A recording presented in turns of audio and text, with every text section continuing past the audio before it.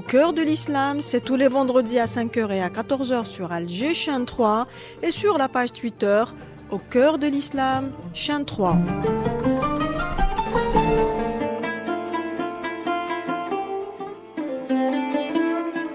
Au cœur de l'islam. Une émission produite et animée par Kamel Chekat et Bouchra Yahya.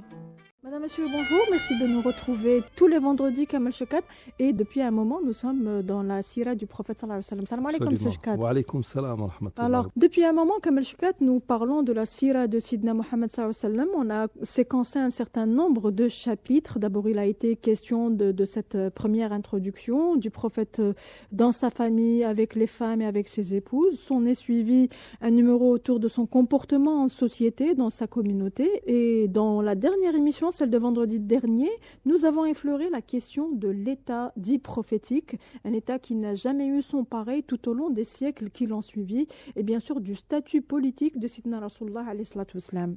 D'autres chapitres seront compris dans ces émissions, dont Mohammed chef de guerre, les faux récits sur le convertisseur par l'épée et le sang, un thème qu'on retrouve énormément dans la littérature et l'historiographie occidentale, comme on reviendra aussi sur la représentation ou l'image du prophète tout au long de l'histoire et dans la littérature occidentale, notamment dans la Divine Comédie avec Dante et tous les autres, et son rôle comme modèle. Et là me vient à l'esprit la citation de Napoléon Bonaparte qui dans son expédition, oui, dans ses expéditions culturelles en Égypte disait que s'il l'Institut d'Orient, qui disait que s'il devait être musulman, il aurait été Mohammed sallallahu alayhi wa sallam.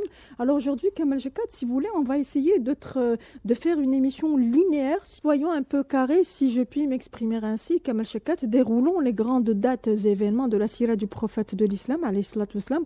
Nous allons essayer donc de remonter le temps vers la naissance du prophète sallallahu alayhi wa sallam, vers 570-571. À peu de choses près, oui. Alors oui, déjà, la naissance en elle-même est un événement assez important dans la mesure où il a été annoncé par tous les livres, toutes les écritures saintes que l'on connaît. Il a été annoncé par Jésus alayhi salam qui l'avait précédé. Nous retrouvons des traces justement de cette annonce, entre autres quand les évangiles pseudépigraphiques parlent du Paraclète. Nous retrouvons aussi des traces dans l'Ancien Testament à différentes reprises. Il y a cette appellation du prophète ismaélien qui revient. Nous retrouvons aussi des traces qui, selon des spécialistes du sanskrit, ne pourraient concerner que Mohammed sallallahu alayhi wa sallam. Et puis, dans l'un des évangiles apocryphes, qui est celui de Barnabé, Mohammed sallallahu alayhi wa sallam est cité nommément à 7 reprises. Donc, la date même de son arrivée au monde est une date très très importante. Et quand on connaît un tant soit peu la biographie du prophète lors de son voyage, par exemple avec son oncle Hochem, ou bien le fait qu'une multitude de tribus juives se soient installées dans cette partie d'Arabie, et beaucoup plus à Médine, dénote aussi qu'il y avait une connaissance très très abondante sur le moment où allait venir le sceau des messagers, ce qui nous donne aussi dans la littérature religieuse arabe comme preuve ou comme argument que cette venue était attendue.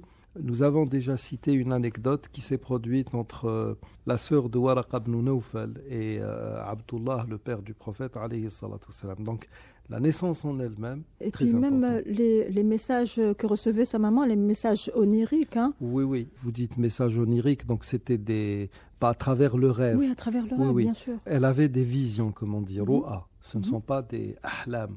En état d'éveil. Éveil ou semi-éveil, ou même quand vous êtes endormi, vous pouvez faire une ru'ya. D'accord. Lam yabqa min an-nubuwati illa al-mubashirat. Il ne reste de la prophétie que les annonciateurs de bonnes nouvelles. C'est le mubashirat, on dit. Et quels sont les annonciateurs de bonnes nouvelles?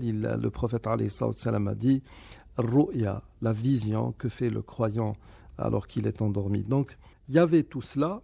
Et puis, après cette naissance, vont suivre une multitude d'événements qui sont tout aussi importants les uns que les autres, dans la mesure où chacun d'eux est censé ou devrait nous donner un enseignement dans notre vie d'ici-bas. Il faudra peut-être dire Kamal Shawkat qu'il a été orphelin Absolument. très tôt déjà, Très puisqu'il a perdu son père quelques semaines avant sa naissance, puis sa mère à l'âge de 6 ans. Oui. Son grand-père, Abdel Muttalib, qui le prend sous son aile, décède lui aussi à l'âge de 9 Oui. ans. Et là, il est récupéré par son oncle, Par son oncle. qu'il considère d'ailleurs comme son fils, et avec lequel il entreprend donc ce métier de commerçant. Avant cela, il était, parce que son oncle n'était pas très très riche. Oui, Il était en quelque sorte... même si il c'était un avait- dignitaire. Oui, c'était l'un des dignitaires. Les Banu Hashim n'ont jamais été riches. Ils étaient plus ou moins pauvres parce que ils jouissaient d'une honorabilité parfaite. Ils avaient un haut rang parmi les leurs. Sauf que son oncle, par exemple, n'était pas un grand négociant. Il était en quelque sorte l'intendant d'une caravane qui D'accord. allait vers le Cham ou bien qui pouvait aller aussi vers le Yémen. Donc, Et puis c'était- le rôle de cette famille lors du pèlerinage. Oui, la tribu de Banu Hashim, et le grand-père du prophète, alayhi salatu wassalam, plus précisément, avait la charge d'abreuver, de nourrir les pèlerins. Siqaya, c'était à eux. Et ils avaient aussi la charge de l'habit de la Kaaba. Donc c'était vraiment une tâche qui n'était dévolue qu'à des personnes ou des personnalités de haut rang. Ça continue jusqu'à aujourd'hui, Kamal Shawkat? À l'heure actuelle, c'est la famille royale qui s'en occupe. Pour la clé, par exemple, de la Kaaba, c'est la même famille qui détenait la clé qui continue à qui l'avoir continue jusqu'à normalement aujourd'hui. à la détenir. Oui, c'est les mêmes descendants, Oui. selon ce que l'on nous dit. Mais pour ce qui est de l'habit de la Kaaba, ça a toujours été la tâche de hauts dignitaires. À un moment donné de l'histoire d'ailleurs, au début du XXe siècle, fin XIXe, c'était un certain Ali ibn Dinar qui était le roi du Darfour. C'était lui qui, Abaru pendant Ali. 20 ans... Oui, quand on dit Abiyaru Ali, ce n'est pas Ali ibn Abi Talib, bien c'est sûr. Ali ibn Dinar, qui était un régent, un calife très très riche, qui était connu aussi pour Sa générosité. sa générosité, pour son esprit de justice, etc.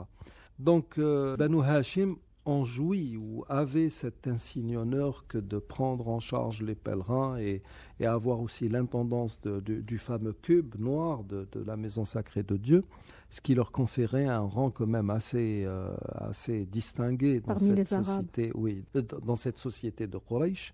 Donc après, À 25 ans. après cela, donc à 25 ans, vu qu'il avait déjà une certaine expérience avec son oncle, et on suppose que c'est suite à l'un de ses voyages avec son oncle qu'il aurait été remarqué par l'intendant qui était au service de Khadija, radiyallahu anha, qui était Maïsara normalement. C'est suite à cela que cette dame va lui demander d'entrer dans son service.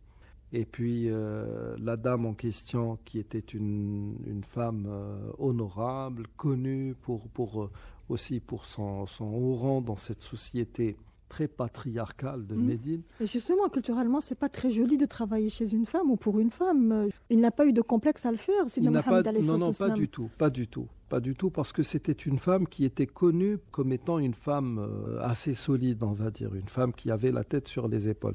Mais attention, quand on parle de la société mécoise de l'époque, c'était une société patriarcale, qu'on le veuille ou non.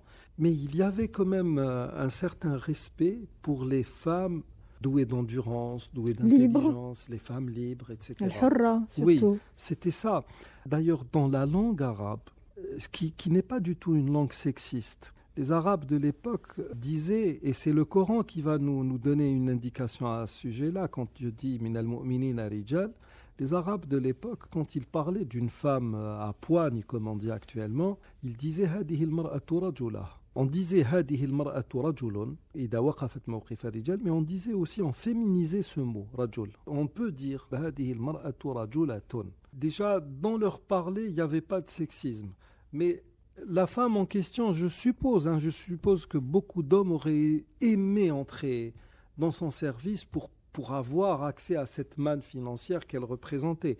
Mais elle avait choisi le digne de confiance qui n'était autre que Mohammed sallallahu alayhi wa sallam. Donc, ça va se solder par un premier mariage. Le plus durable pour le prophète sallallahu alayhi wa c'est sallam. celui qui a duré le plus, et il a duré jusqu'à la mort. Et avec Donc, laquelle il a eu ses enfants. et c'est avec elle seule qu'il a eu tous 4 ses filles enfants. et 2 4 garçons. filles et 2 garçons décédés à un âge très très précoce, on va dire.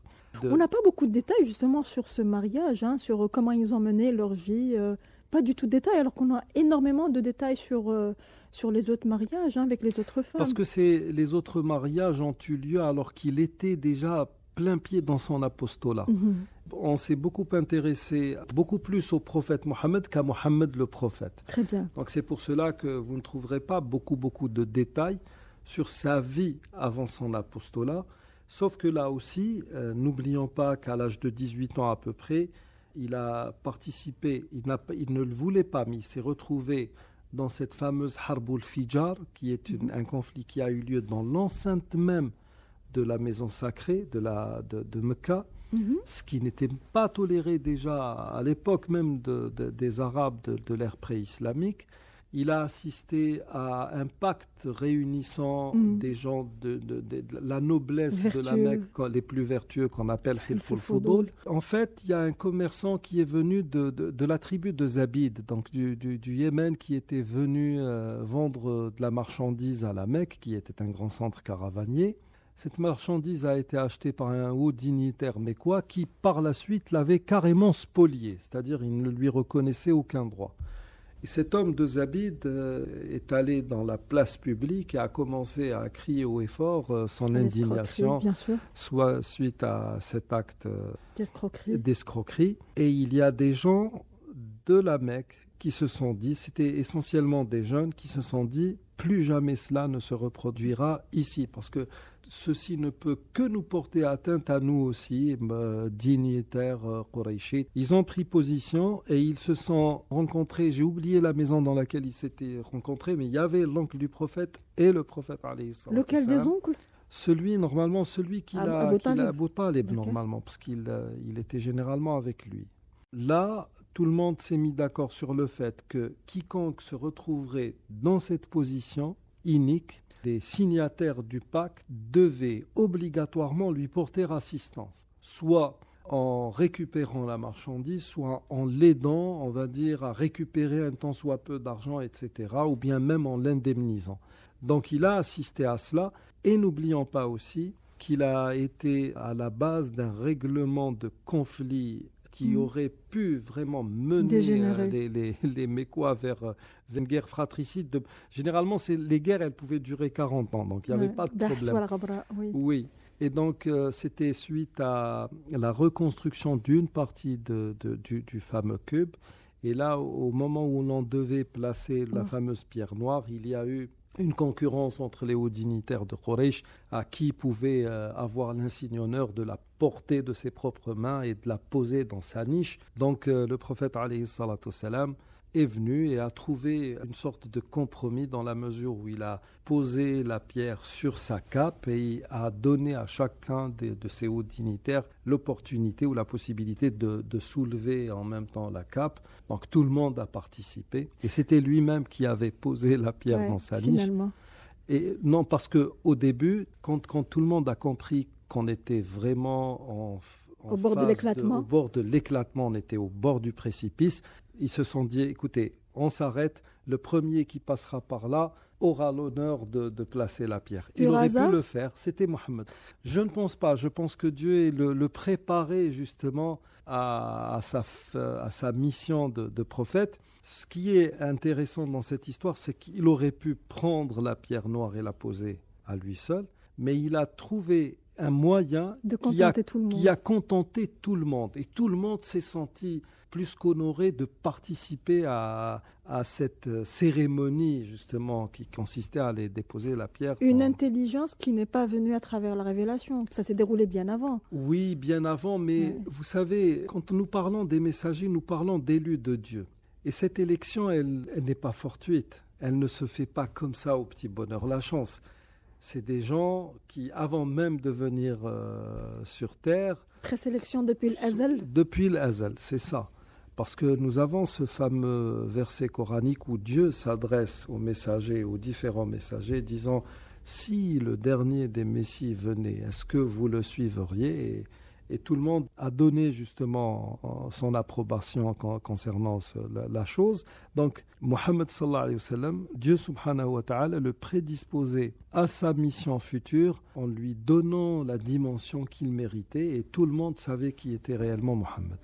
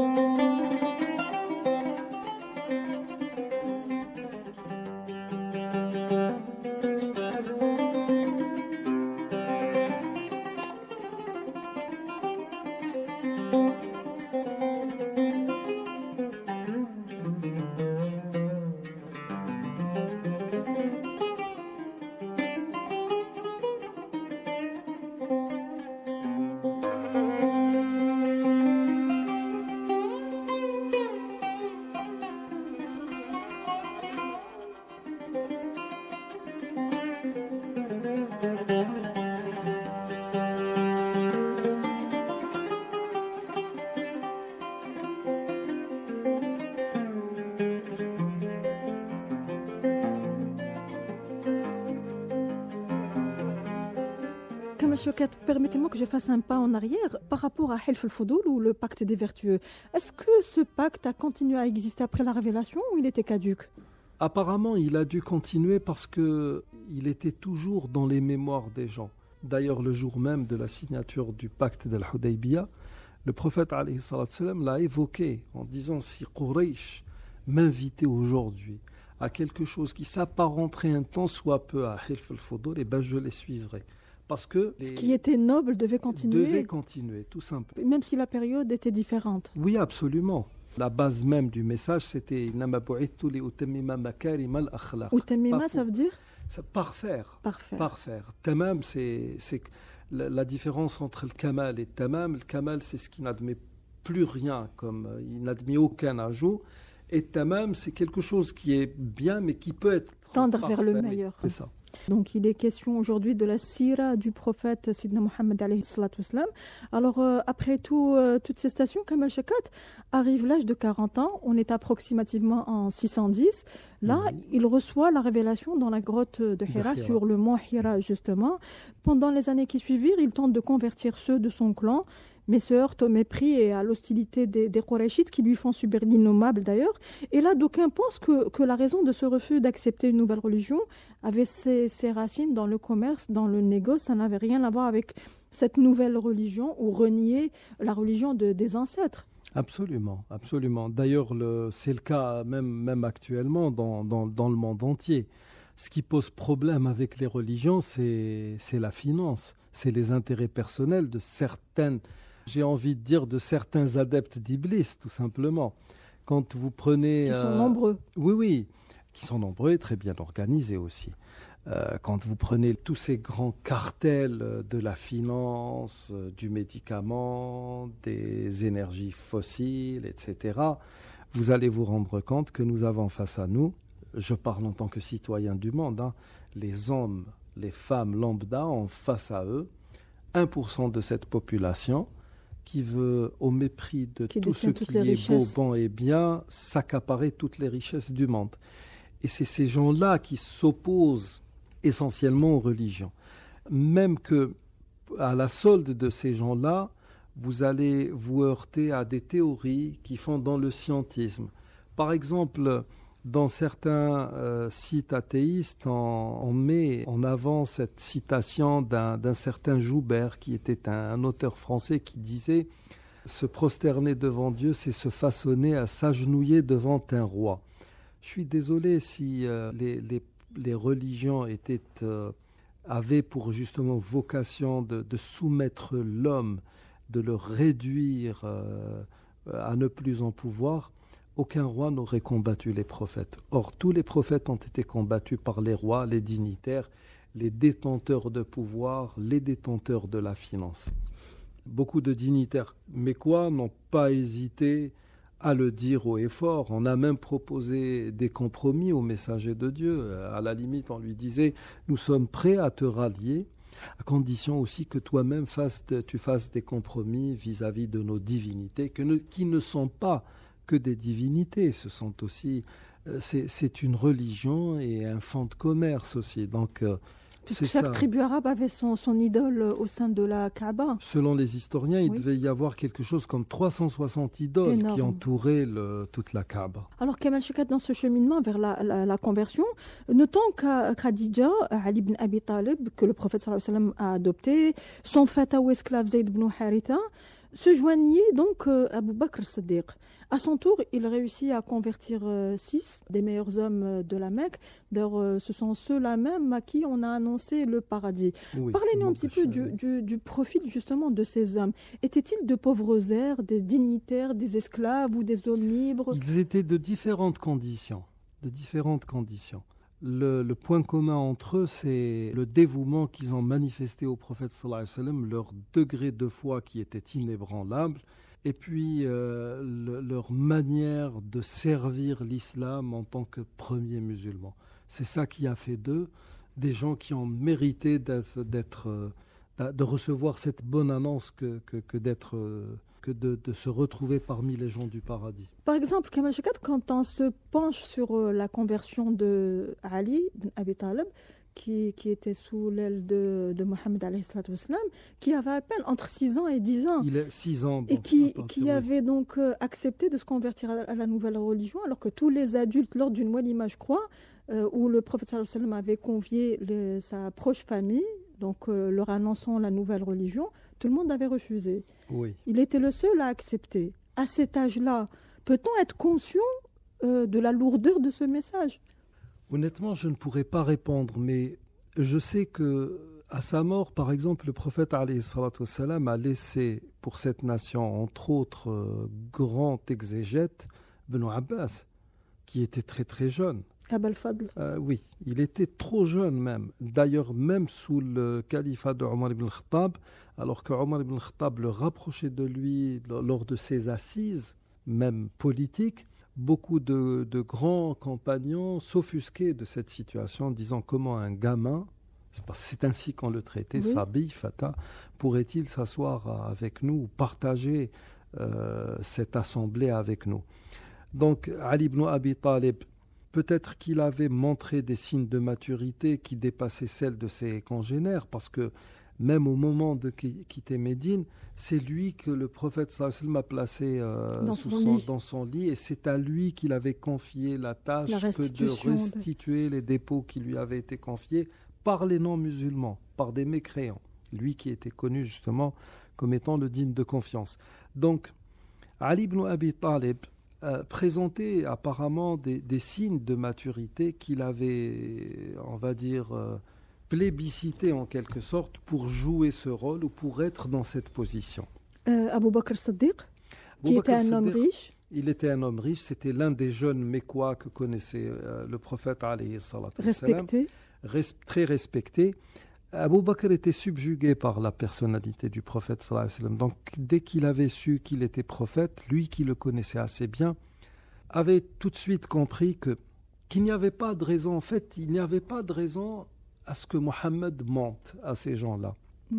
Et mieux encore, quand on viendra bien plus tard lui dire voilà ce que dit ton ami, il prétend avoir être monté dans les cieux, oui, jusqu'à Beit al-Maqdis, enfin jusqu'à Jérusalem, puis il a fait une ascension. Il a dit oui, s'il l'a dit, c'est que c'est vrai. On l'a appelé Siddiq, c'est un superlatif qui veut dire que c'est le plus crédule des crédules, c'est-à-dire toi tu crois à tout. Mais là attention, ces gens-là n'étaient pas des hurluberlus. C'était des gens qui avaient la tête sur les épaules, qui réfléchissaient. D'ailleurs, Abu Bakr, quand on lui a dit « Mais comment peux-tu croire cela ?» Il a dit « Écoutez, je l'ai cru quand il m'avait dit qu'il recevait une révélation des cieux. Pourquoi ne le croirais-je pas pour un acte qui, somme toute faite, est beaucoup, beaucoup moins important que la révélation elle-même ?» Donc, ils avaient des cerveaux qui fonctionnaient très, très bien et qui tournaient comme il fallait.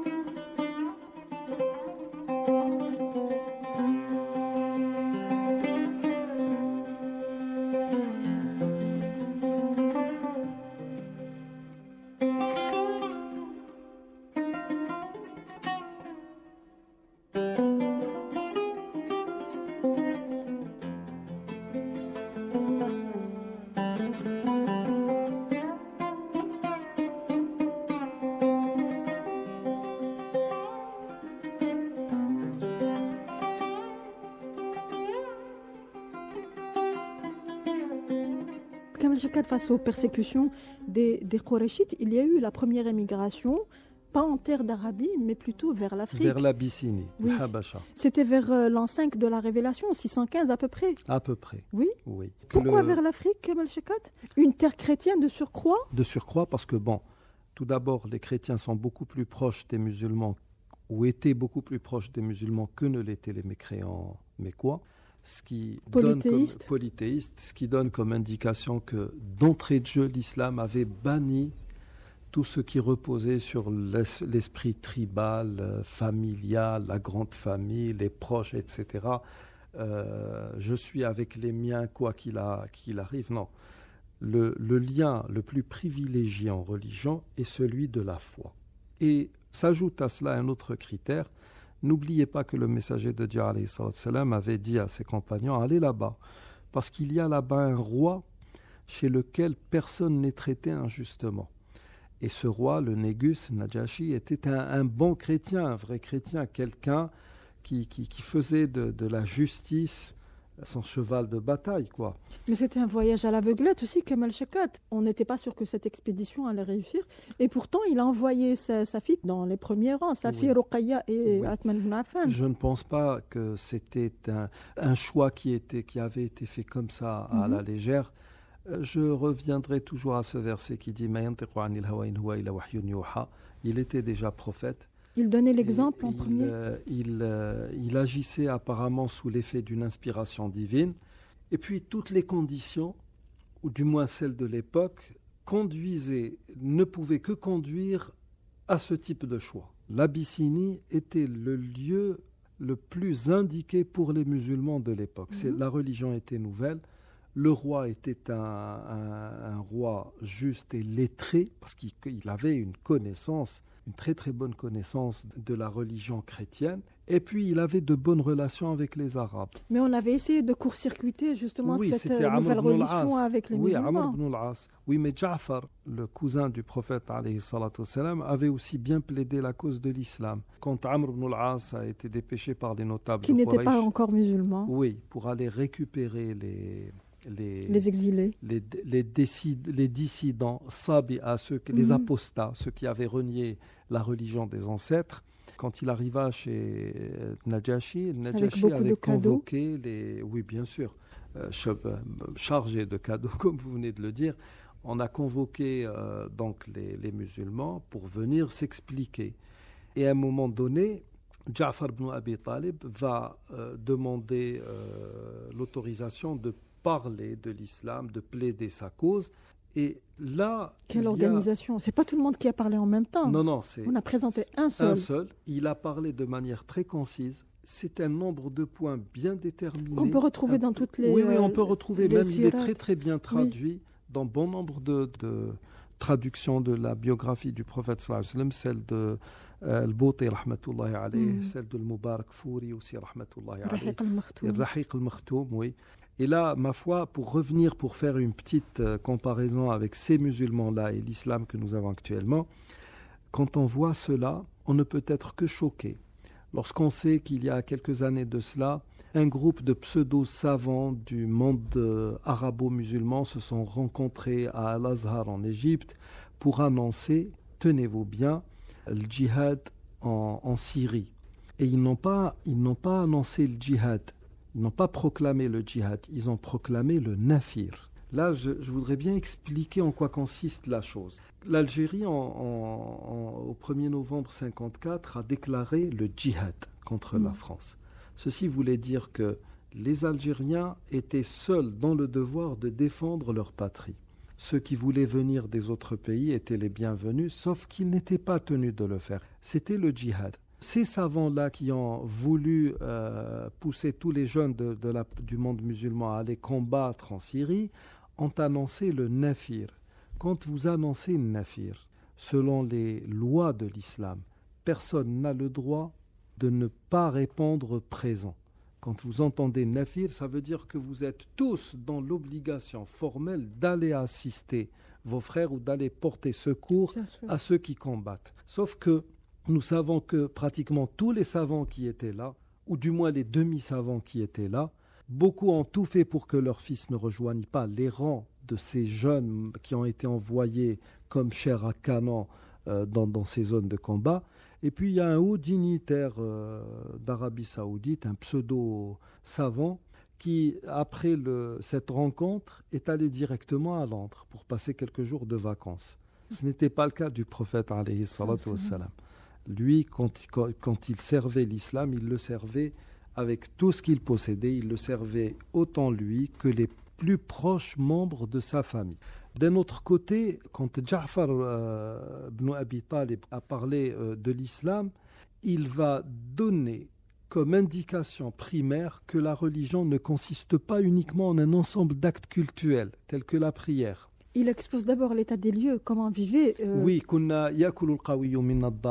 faisions cela, il n'y avait pas de lien familier. 3 points bien précis. Alors, le discours en lui-même, là je l'ai sous les yeux, il a une sorte d'architecture. Ça peut servir comme cours sur l'énonciation, le discours. Non, comme plan de com. Hein, oui. Il commence par dire Ayyuha al-Malik, au roi, kunna qawman ahla jahiliya. 1. Na'budu al-asnam. 2. Wa na'kulu al-maytata. 3. Wa na'ti al-fawahish. Nous faisions toutes les turpitudes possibles et imaginables. 4. Wa naqta'u al-arham. On rompait les liens familiaux. 5. Wa nusi'u al-jiwar. 6. 7 points. Ensuite, il va parler de cela en disant فَكُنَّا عَلَى ذَلِكَ حَتَّى بَعَثَ اللَّهُ إِلَيْنَا رَسُولًا نَعْرِفُ نَسَبَهُ وَصِدْقَهُ وَأَمَانَتَهُ وَعَفَافَهُ. Donc, nous étions dans cet état jusqu'à ce que Dieu nous envoie un prophète dont nous connaissions la généalogie, la véracité ou l'authenticité, parce que c'était un véridique, son sens de la préservation du dépôt qu'on lui confiait, l'amana, et puis sa chasteté, wa'afafahu. Donc tout le prédisposait à cela.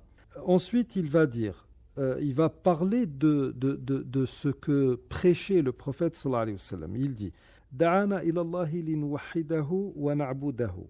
1.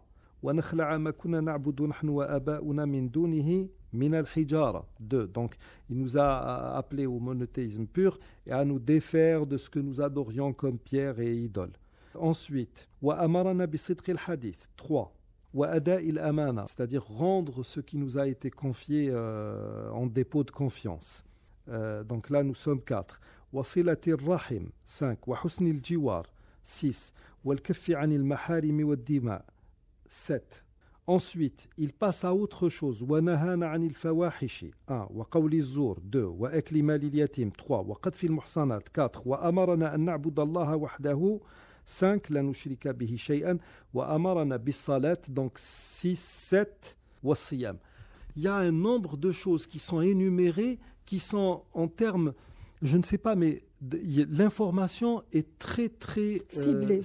Elle est ciblée, mais elle est aussi équilibrée. Étaient-ce des arguments importants pour le chrétien qui était le négus?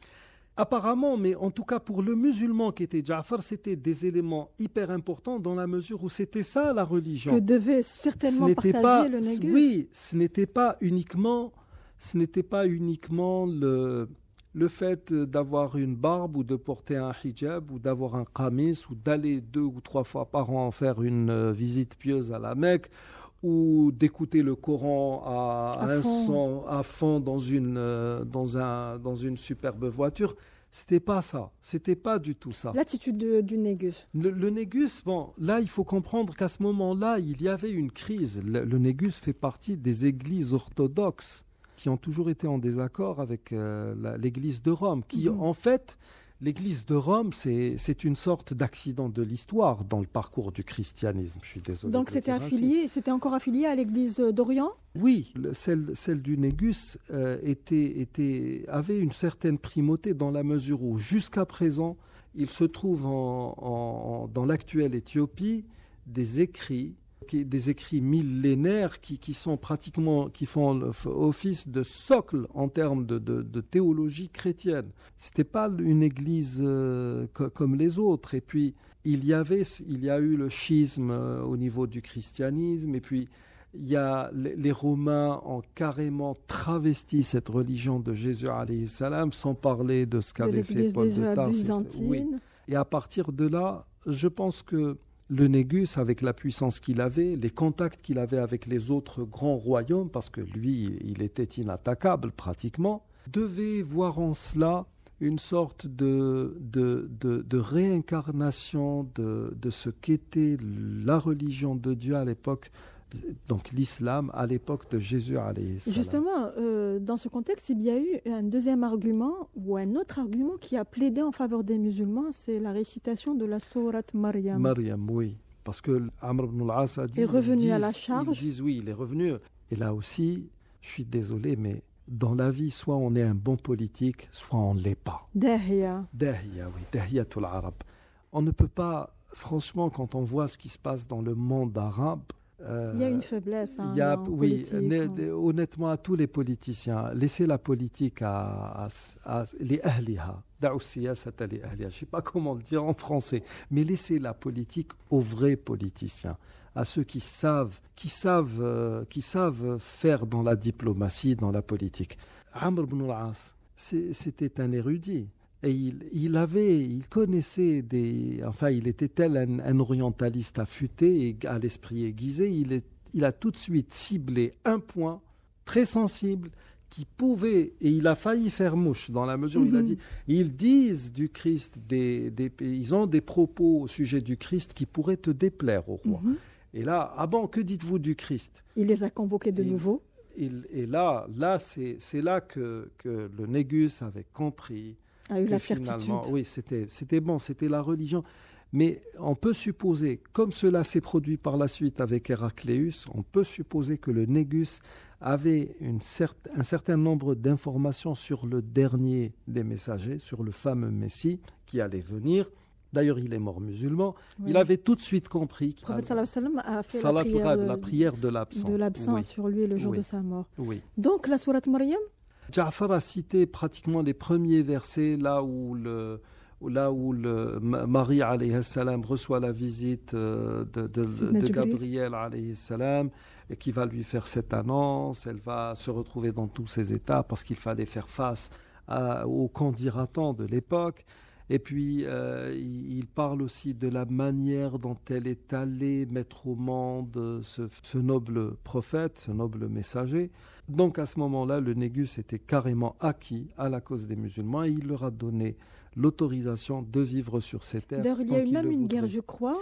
Il y a eu une tentative de renversement du pouvoir de l'époque, incarné par le Négus. Par le lobby, justement. Le lobby, on peut l'appeler, j'ai pas envie d'utiliser lobby sioniste, mais c'était à peu près cela.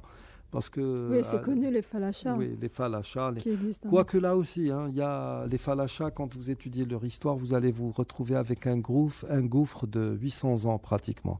Je pense que les sionistes actuels ont bien profité de ce gouffre pour faire croire à ces gens qui sont destinés à devenir de la chair à canon, qu'ils étaient juifs.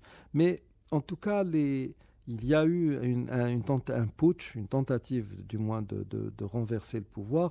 Et le Négus avait placé tous les musulmans dans des bateaux qui étaient prêts à lever l'ancre. C'était en cas de problème, parce que la cause même de ce litige était la présence des musulmans qui étaient là-bas. C'est dire aussi, Kamal Shekat, la protection des citoyens qui vivaient sur sa terre, c'était quelque chose d'important. D'important pour lui, mais non, lui apparemment était déjà devenu musulman et ça déplaisait à tout le monde. Donc on voyait en la présence de ces musulmans un danger potentiel qu'il fallait éliminer coûte que coûte. Mais ça n'a pas marché, alhamdoulilah. Mais entre-temps, les musulmans donc, de la Mecque ont continué à être persécutés, torturés. On se rappelle des El-Yasser, Bilal, tentant ainsi de les dissuader de cette nouvelle religion. Oui, de cette nouvelle religion, de se convertir à l'islam.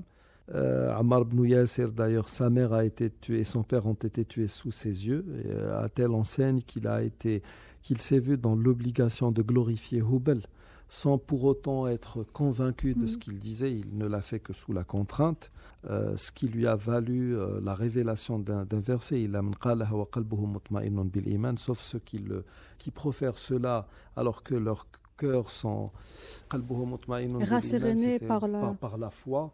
Donc les premiers musulmans ont beaucoup souffert, jusqu'à ce que vienne justement encore une fois, je pense que c'est l'inspiration divine, parce que quand on lit, quand on parcourt les manuels d'histoire, on ne retrouve rien qui puisse indiquer qu'il y ait eu des signes ou des calculs ou des choses qui auraient pu pousser le messager de Dieu à choisir ces dates-là, et puis c'est l'exil. Sauf que avant même qu'il y ait cet exil vers la Mecque, lors des pèlerinages, le messager de Dieu avait l'habitude de rencontrer dans le secret les gens des tribus qui venaient faire leur pèlerinage.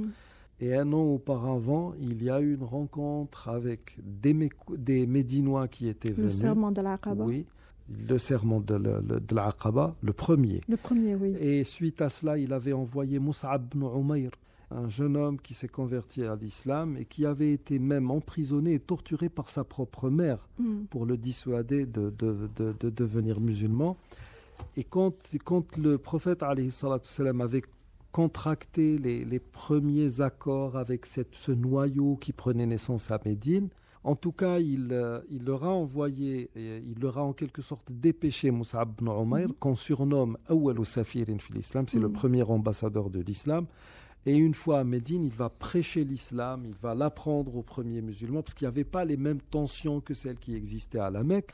N'oublions pas que la Médine Yathrib, qui va devenir Médine, était une ville en proie à une guerre fratricide à répétition, qui ne s'arrêtait presque jamais. D'un autre côté, il y avait les Juifs qui étaient toujours là pour jouer sur les équilibres des forces, pour se maintenir dans l'état dans lequel ils se trouvaient. Et qui était en phase d'installer un nouveau roi qui va devenir par la suite Ra'sun Nifaq, le cerveau, la tête pensante de l'hypocrisie, qui était Abdullah ibn Ubay ibn Saloul. Mus'ab ibn Ubayr va arriver à Médine, et là, il y a un fait qui est assez important. Une fois, il y a l'un des plus hauts dignitaires des gens de Yathrib, je pense qu'il était de la tribu de Aous, c'est Saad ibn Mu'ad, qui va passer devant lui et qui va lancer quelques propos dénotant une certaine animosité. Puis Mus'ab ibn Umayr va lui proposer de rester, d'écouter, de juger par la suite. Saad ibn Mu'ad va se convertir à l'islam. Ça va donner une impulsion terrible dans ce petit coin du monde encore inconnu. Puis ça va permettre déjà aux premiers musulmans de partir là-bas, parce qu'il y avait là-bas matière à pouvoir vivre en jouissant de cette liberté de conscience que l'islam a toujours prônée.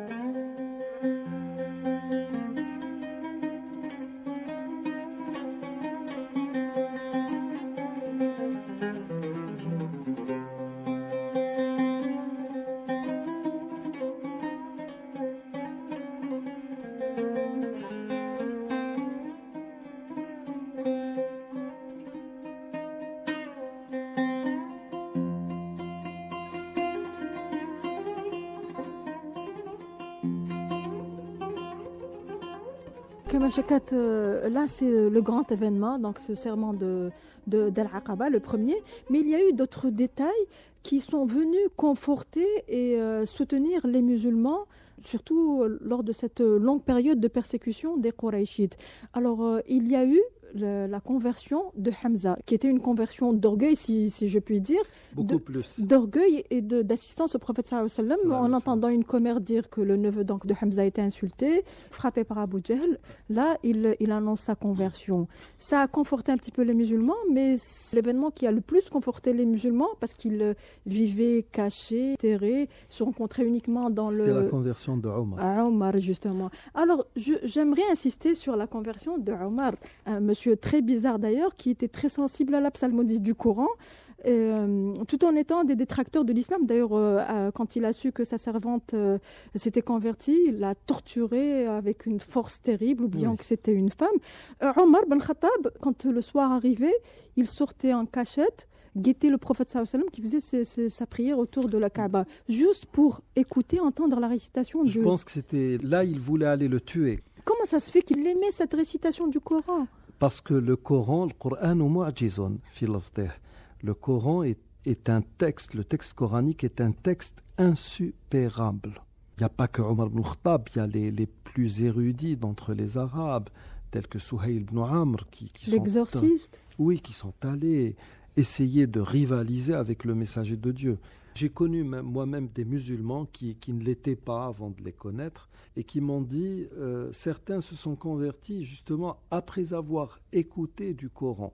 Le plus frappant dans tout cela, c'est que certains, quand ils ont entendu le Coran pour la première fois, ce n'était pas une psalmodie, ce n'était pas une récitation que nous appelons C'est juste une lecture. C'était un prêche ou une conférence dans laquelle il y avait des versets et ils vous disent, quand l'orateur passe par des passages coraniques, il y a quelque chose qui se produit. Nous savons que cette langue n'est pas celle des Arabes. Bon, même les non-musulmans ne sont pas tous sensibles à cela. Ces gens qui ont vécu cela étaient des gens qui ont prêté l'oreille et qui ont pratiquement soumis tout leur sens à cette écoute. C'est pour ça qu'il y a cela.